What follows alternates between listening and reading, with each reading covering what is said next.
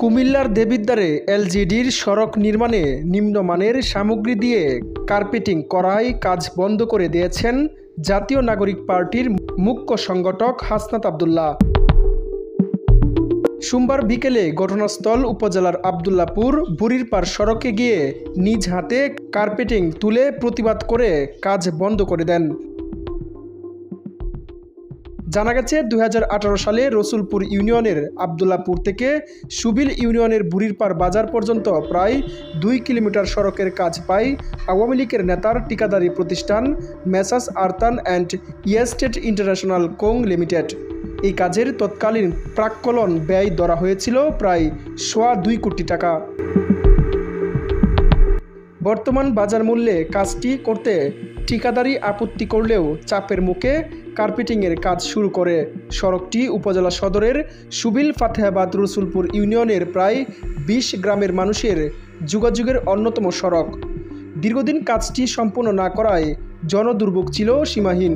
হাসনাত আব্দুল্লাহ সাংবাদিকদের বলেন, রাস্তার কাজ একেবারে নিম্নমানের, যা আমাদের আঞ্চলিক ভাষায় খোলা পিটা, চিতই পিটার মতো, যা টান দিলেই উঠে যায়।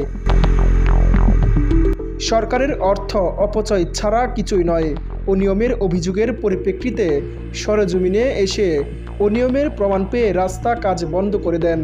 প্রমাণ পেয়ে রাস্তার কাজ বন্ধ রাখতে বলি। তিনি আরও বলেন, উপজেলা নির্বাহী কর্মকর্তা ও উপজেলা প্রকৌশলী প্রয়োজনীয় ব্যবস্থা নেবেন। আমরা চাই জনগণের টাকা যেন সৎ ব্যবহার হয়, একটা টাকাও যেন কারো পকেটে না যায়। সরকার যে টাকা দিবে তা মানুষের শ্রম আর ঘামের টাকা। আমাদের সবার ঘরের টাকা দিয়ে রাস্তা হবে, এই টাকা কখনো অপচয় হতে দেওয়া হবে না। দেবিদ্বার উপজেলা প্রকৌশলী সবুজ চন্দ্র সরকার বলেন, করোনাকালীন সময় হওয়ায় ম্যাকাডোন করার পর 4 বছরেও আর কার্পেটিং করা হয়নি। দীর্ঘদিন কাজটি পড়েছিল। গত মে মাসে আবু তাহের সরকার কার্পেটিংয়ের কাজ ধরেন। হাসনাত আব্দুল্লাহ ঘটনাস্থল পরিদর্শনকালে কার্পেটিং নিয়ে আপত্তি করেন। চলতি অর্থ বছরের কাজটি সম্পূর্ণ না হলে আগামী বাজেটে কাজটি করতে হবে।